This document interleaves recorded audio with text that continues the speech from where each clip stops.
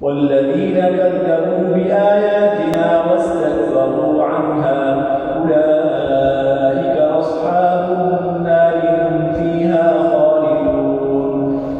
فمن أظلم ممن افترى على الله كذبا أو كذب بآياته أولئك ينالهم نصيبهم من الكتاب حتى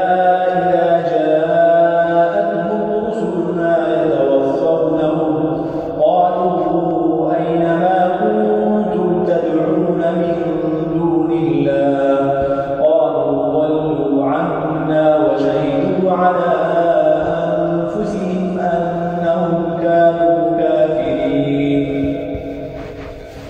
قال ادخلوا في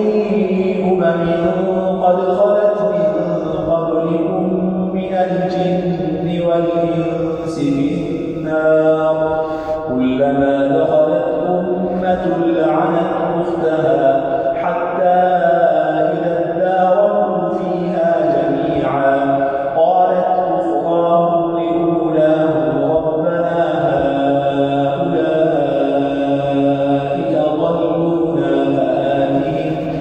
فآتهم عذابا ضعفا من